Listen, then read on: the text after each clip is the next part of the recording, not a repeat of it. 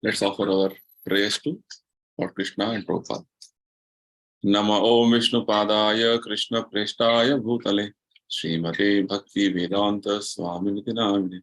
Namaste Saraswati Deve Gauravani Charini Nirvisesha Shunyavadi Paschatya Deshatarini Jaya Sri Krishna Chaitanya Prabhu Nityananda Sri Advaita Gadadhara Sri Vasadi Gaura Bhakta Hare Krishna Krishna Krishna Hare Hare Hare Rama Rama Rama Hare Hare Shri Shri Radha Vrindavan Chandrodaya Ki Jai Shri Shri Nitai Gauranga Ki Jai Srila Prabhupada Ki Jai. Welcome everyone to the Sunday morning session on Science of Self-Realization.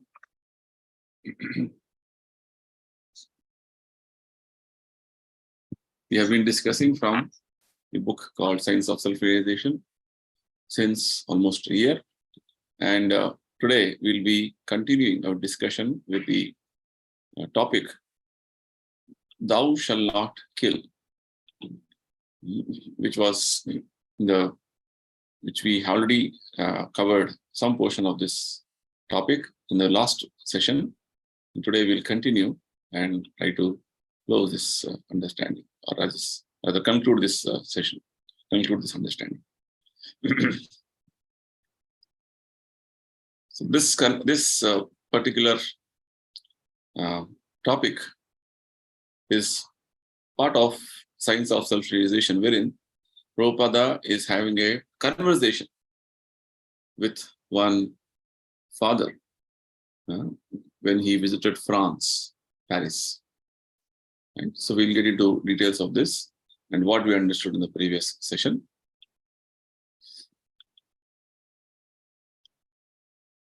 So all these sessions are happening, spiritual understanding is happening by the inspiration of His Divine Grace, Srila Prabhupada, who is the founder Acharya of the worldwide Hare Krishna movement, Iskcon.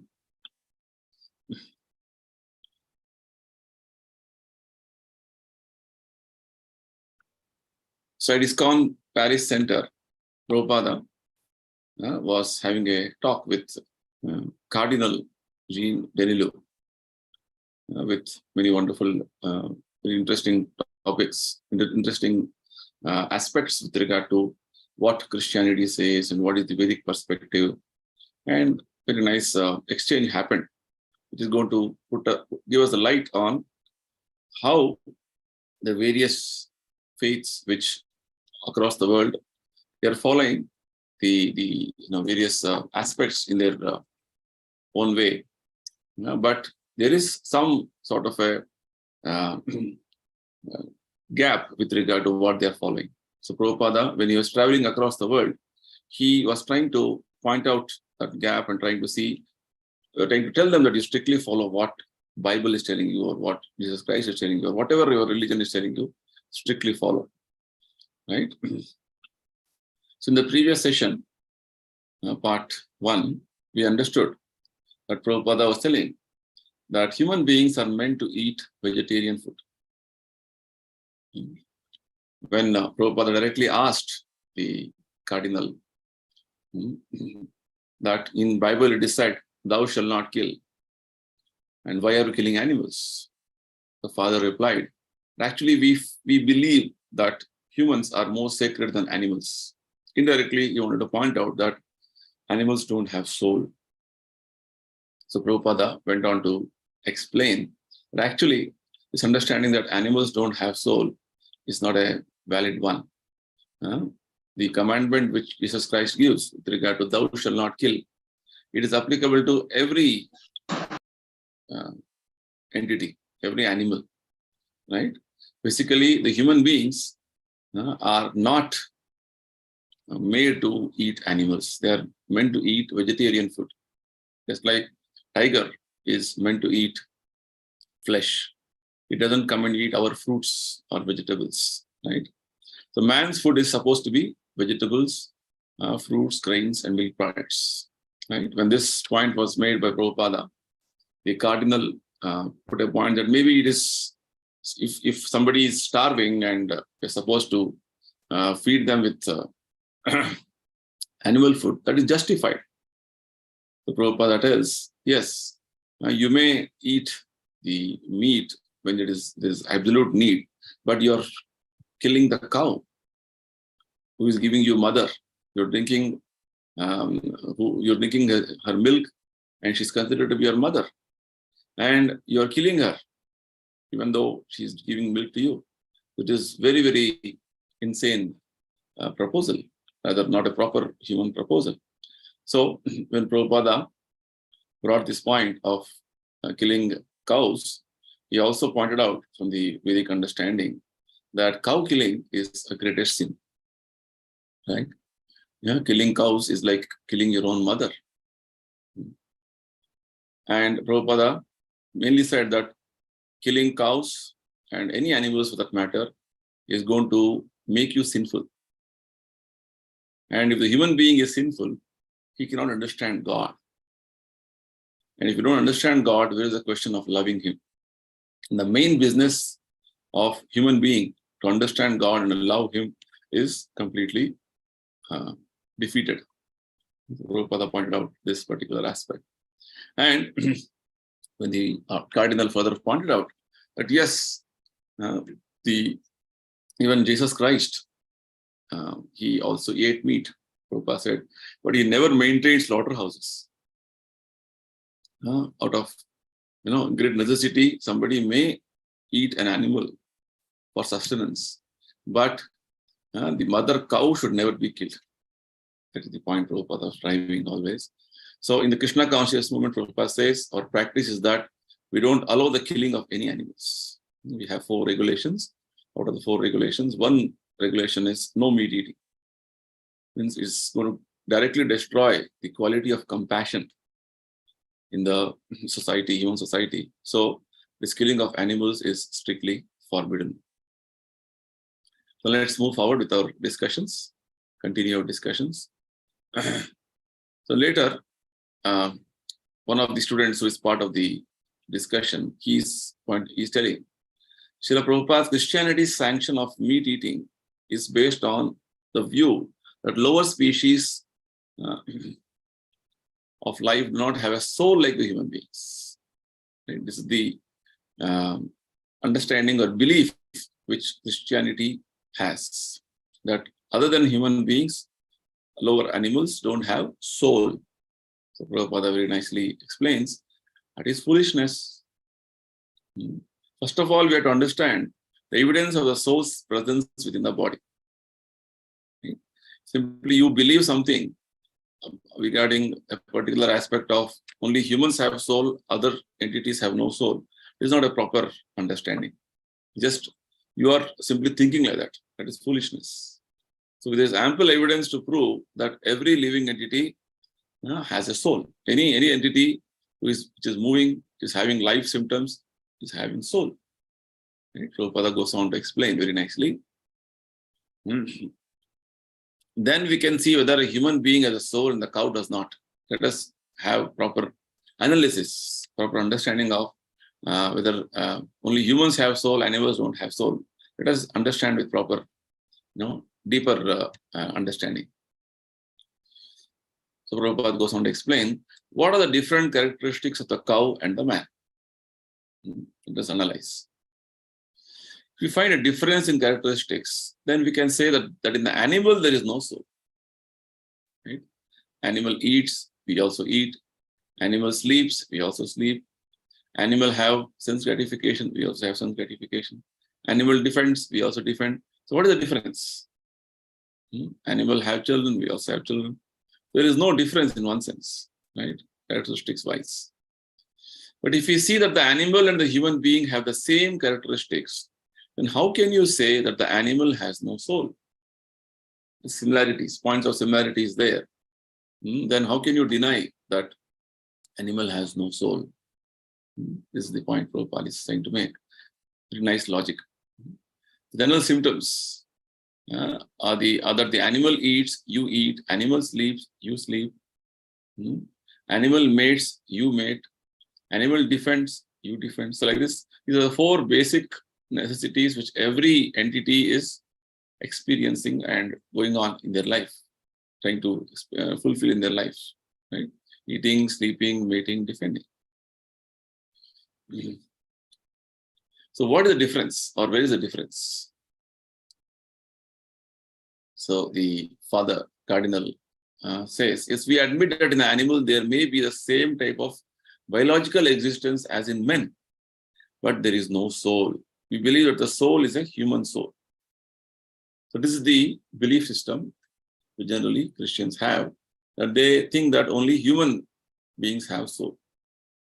Other animals, other entities, other living entities don't have soul. Right? Only they're seeing from the biological point of view because it is having some symptoms, okay, but with regard to soul, only humans have soul. That is their understanding. So Prabhupada is quoting from scriptures now. Our Bhagavad Gita says, Sarva Yonishu. In all species of life, the soul exists. This is Lord Krishna mentioning in the Bhagavad Gita. The body is like a suit of clothes. The body is only a dress. You have black clothes, I am dressed in saffron clothes. Right? This body is like that. Different dress it is. Animals have different dresses. We have different dresses, but all of us are souls, spirit souls. But within the dress, you are a human being, and I am also human, right? I may be wearing a different type of a dress, you may be wearing a different type of a dress, but all of us are known as humans, right? Just that we are differently dressed doesn't mean that you have soul and I don't have soul. So Prabhupada is coming very logically within the point, right? Just like we are dressed differently, but all of us are humans. Similarly, the different bodies, what we see, are all different dresses of different species of life. Just that they are differently dressed doesn't mean they don't have soul. That is the logic Prabhupada is trying to bring here. Further, Prabhupada says, similarly, the bodies of the different types, different species are just like different types of dress. There are 84 lakh different types of dresses, or species means dresses. Very nice logic Prabhupada is giving this from Bhagavad Gita. They are all soul, part and parcel of God. Every living entity is part and parcel of God. Suppose a man has two sons. Very nice example Prabhupada gives now. Suppose a man has two sons, not equally meritorious. Both of them are having different intellectual capabilities and other capacities. So, but both of them are children of the same father. One may be a Supreme Court judge, another may be a common laborer. But the father claims both have his sons, right? He does not make the distinction. The son who is a judge is very important. The worker's son is not important. Right? Father doesn't make discrimination or distinction in that way. He has a common love with both the children. And the judge's son says, my dear father, your other son is useless, and let me cut him up and eat him. Will the father allow this? Definitely not. Right? The son, other son will think, oh, I'm very powerful. I'll just, I want to just kill your other son and eat him up. Father will allow? Definitely not. So when this particular example and logic was given, the cardinal was mentioning, certainly not. The father will not allow. But the idea is that all life is part of the life of God. Is difficult for us to admit. So the Vedic conception, the Bhagavad Gita's understanding that all life is part of life of God, something, a concept which they're not able to admit or not able to understand. There's a great difference between human life and animal life. This is the basic, belief system which the Christians have. That human life is different from animal life, even though say it is life, but they don't have soul. The difference is due to the development, the Prabhupada says, the difference what you see in human life and animal life, you have to understand is that there is a difference in development of consciousness. When you see different entities around us, you have to understand that the different entities are taken different dresses. It's a nice statement in the Bhagavad Gita. Lord Krishna says that Vidya Vinaya Sampanne Brahmane Gavi Hastini Shuni Chaiva Shvapakecha Pandita Samadarshana. Krishna explains what is the meaning of equal vision.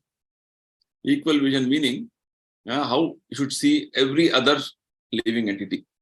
So there is a important distinction, discrimination Bhagavad Gita, Lord Krishna makes between living entities and dead matter. Let's take a table. Table is matter, doesn't move unless the humans move it. Right? Whereas there are entities starting from ant to elephant who all have life symptoms. Right? So in the Bhagavad Gita, Lord Krishna mentions that one who is learned, he sees a Brahmana, an elephant, a cow, a dog, and a dog eater as having different dresses. Different dresses basically means based on the living entity's previous activities, previous karma, they have got a different dress. Right? Based on a desire to work in a particular fashion, the material nature under the orders of Lord Krishna, right? The living entities get different types of dresses. That is the point. So very nice understanding is given in Bhagavad Gita. So a learned person, a Pandita, he sees there may be a bodily difference, or there may be a dress difference in different entities. An ant, or an animal, or a bird, or a tree, or a dog, or a human, or even a devata. All of them have different material bodies only, but all of them are basically spirit soul. This is the point. So Prabhupada is making this particular aspect very clear, that the difference in different entities is due to the development of consciousness. The human body, the development of consciousness is the highest. It's highly developed. Consciousness is highly developed. So Prabhupada says even the tree has a soul. The tree's consciousness is not very developed. The different entities you see is gradations is basically because of different types of different elevation in their consciousness. The human form of life is considered to be having the elevated consciousness, the most elevated consciousness. So Prabhupada gives the example of a tree where the consciousness is not so developed. If you cut a tree, it does not resist. Actually, it does resist, but only to a very small degree. Right? So that's why you think that, oh, trees have no life. But no, trees do have life. They have soul, but their consciousness development is such that they are not, developed. They are not so much, say, with regard to, just like in our case, somebody touches us, we respond. With trees, the development of consciousness is very less. So even though it cannot express itself that don't cut me, it does not resist, right? But to some degree, yes, of course, it does resist, but you cannot experience that or feel that. Whereas, so this particular aspect of the trees having consciousness, tree as a living entity, tree as a soul, was proved by one of the scientists, great scientists by name Jagdish Chandra Bose. He developed a particular machine which shows that trees and plants are able to feel pain when they are cut, right? Because they are also living entities, they are also spirit souls. Just that they have a dress of a tree. That's the understanding. Similarly, we can see directly when someone is trying to kill an animal, someone is trying to come to kill an animal, it resists, it cries, because the development of consciousness in animals is much to a higher degree compared to the tree. Right? The animals do try to resist that killing because nobody wants to die. It makes a horrible sound. So it's a matter of development of consciousness. How much our consciousness is developed? Based on that, you can see the different varieties of life are existing. But the soul is there within all living beings. This is the important point. Only the development of consciousness is varying, but the soul, spirit soul, is always within the any living entity. Any living entity having some life symptoms, any movement, it has a soul. The soul is called Chaitanya. Right? All of us are spirit souls. But because of our own activities and desires to enjoy in the material world, to lord over in the material world, we are awarded different bodies. So when you come to the human form of life, we are supposed to get to know all these wonderful things and liberate ourselves from this cycle of changing repeatedly different bodies. 84 lakh species of life are there. Aquatics, plants, trees, reptiles, animals, birds. Like this, there are 84 lakh species, including humans. So, unless we don't realize this aspect and work towards liberating ourselves by practicing bhakti, devotion to Lord Krishna, this cycle of birth and death goes on. Right? So the basic understanding that every living entity is a soul. Actually, when we see any other entity around us, we should only see, oh, this particular living entity is going through a particular type of a karma. It's like a terms of imprisonment. Because of the previous karma, this living entity is going through this type of punishment. Right? So basically, every living entity around us is reminding us that we are in a better position. We have better opportunity to practice spiritual life, Krishna consciousness, and go back to spiritual world. That's the point.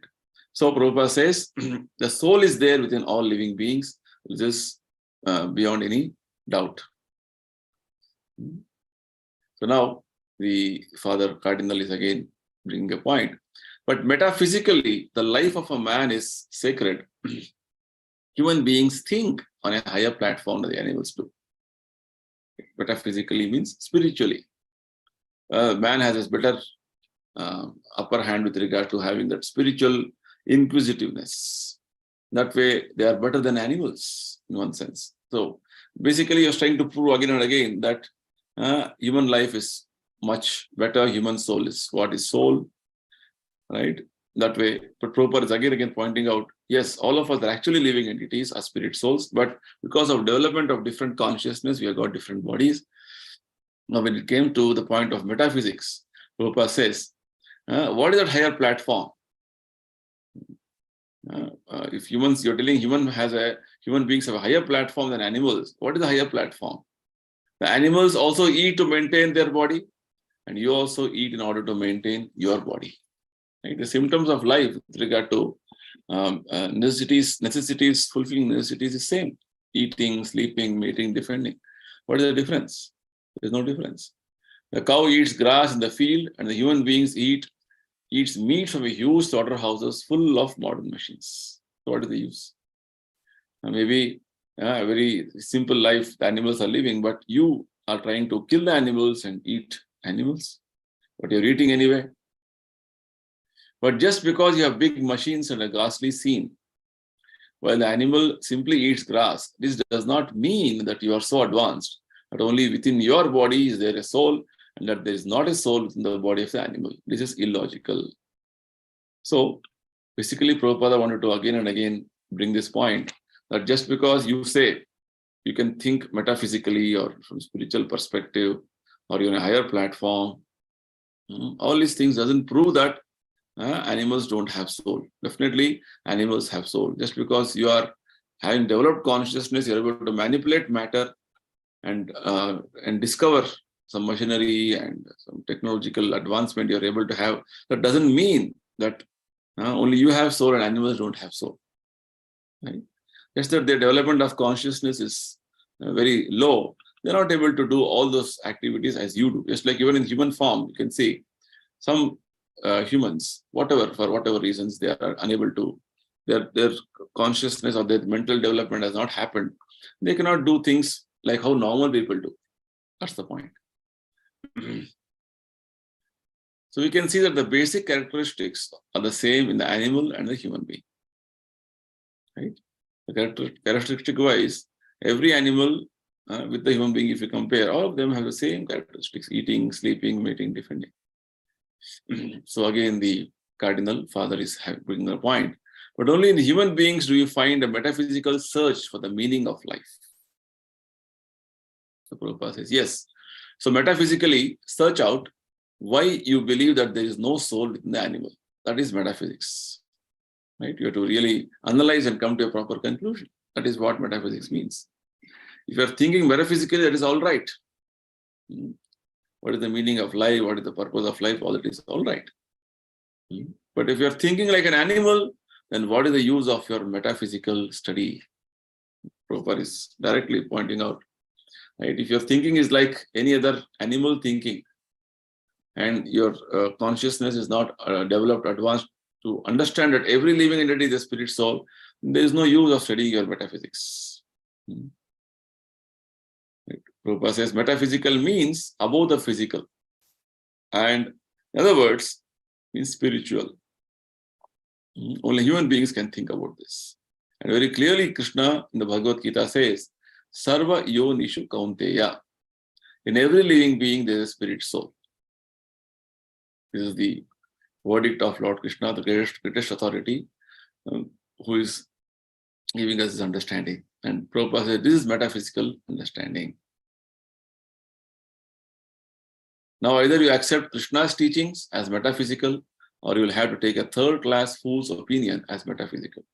Which do you accept? So Prabhupada is trying to bring a point here that you may put a theory, you may put forward an argument from your own perspective, but all of them are not standing on a very solid ground of knowledge. Because as a human being, as a living entities, we are all having 4 defects. What are the defects we have? We commit mistakes. Our experiences are imperfect because our senses are imperfect. And then we have something in the heart and express something else outside, which means we are cheating. Cheating propensity is there. And we are constantly in a type of a illusion, thinking that I am this body. Actually, I am spirit soul. So these 4 imperfections we have: to commit mistakes, imperfection of our senses, cheating propensity, and to be illusioned. So with these imperfections, whatever theories, whatever proposals we put forward is only going to be wrong or false. Right? Whereas Lord Krishna is the perfect personality without any of these 4 imperfections or 4 defects. Right? He doesn't commit a mistake like how we commit mistakes. His experiences or his senses are perfect. Our senses are only working under certain conditions. Right? And he always wants to benefit every one of us. That's why he's sitting as Paramatma in our heart and want to guide us every moment. Right? So he's a true well-wisher.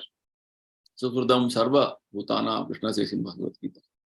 So with all these wonderful qualities, Lord Krishna's statement, when he speaks, he's speaking with full knowledge.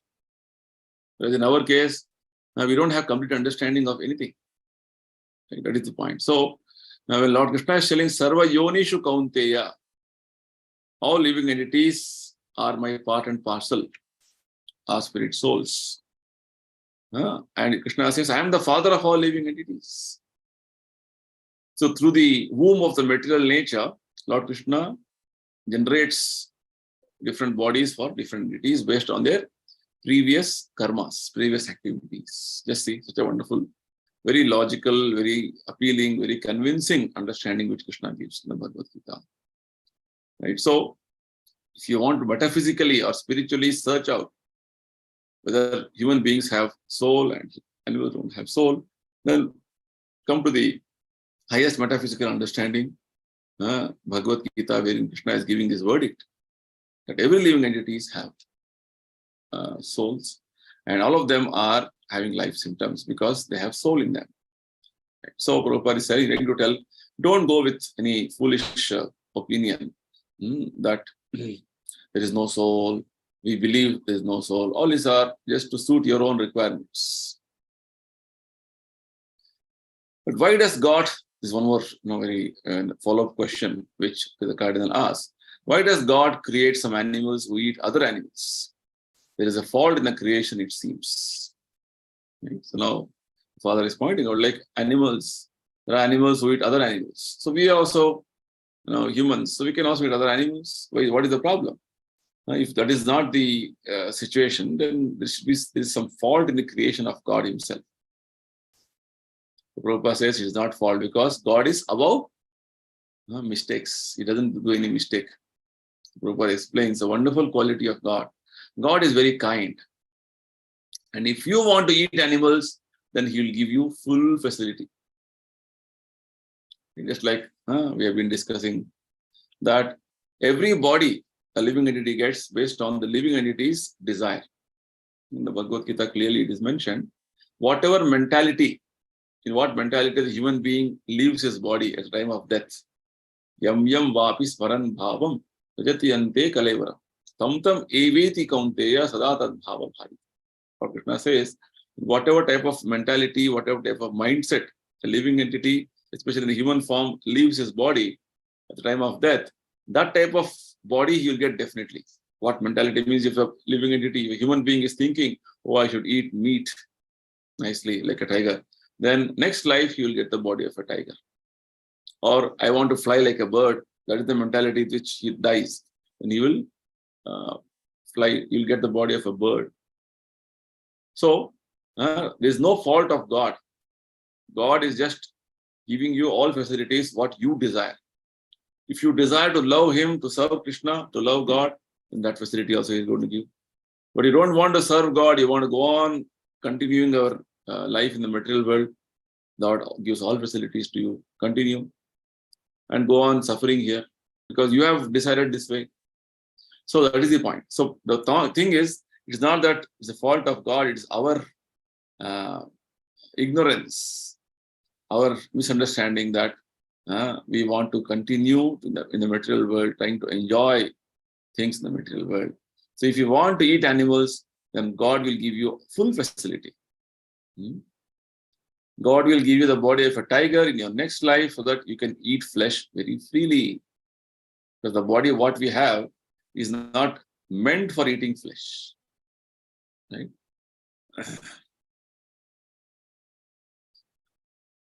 So why are you maintaining slaughterhouses? I will give you fangs and claws. Now eat.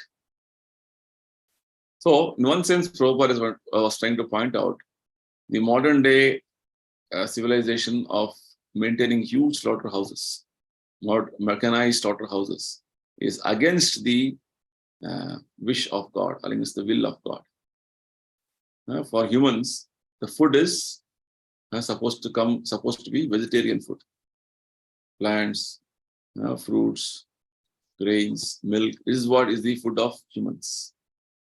And we are going against the laws of God and trying to maintain slaughterhouses to kill animals mercilessly. The next life, Krishna will give you a body which is going to be like animal. You'll have fangs and claws. You can eat animals. So the meat eaters are awaiting such punishment. This is called loss of karma. What you want to have, that you're going to get next life. So if you want to become nice devotee of Krishna, Krishna will award you a spiritual body. And if you want to continue with sinful activities of eating meat, then next life you'll become an animal. In fact, the word mamsa in Sanskrit means mam saha, means I also will take up an animal body like you. Very nice description Srila Prabhupada gives us in the Vedic sacrifices. When an animal was about to be sacrificed, say for instance a goat, the animal sacrificer should utter some mantras in the ears of the goat before sacrificing, for killing. And one of the mantras is mentioned, Mam Saha, that I'm unable to control my tongue, and because of which I'm killing you and want to eat you. Next life, I will become an animal like you, and you become a human, and you also kill me this way. It is called mamsa. Mamsa means meat. Such a big risk you are going to take. You are to take one more life to eat, become animal and to be killed by the same animal you killed. Right? Just see, that's a big risk you are taking. So this mantra has to be uttered before animal sacrifice. Just see. So the meat eaters are awaiting this big punishment of becoming animals next life. It's a big risk one is getting involved. The animal eaters become tigers, wolves, cats, and dogs in the next life. And in that life, you can freely eat meat, and the body is meant to eat meat. So there is no fault of God. It is our mistake, our wrong desiring to to eat meat, to commit sinful activities. That's the point. So what I need to do in my life, what is my what will be my next life is in your hand. As Prabhupada always says, man is the architect of his own future. So if you want to continue in this material life, taking on different bodies, then you do what you want.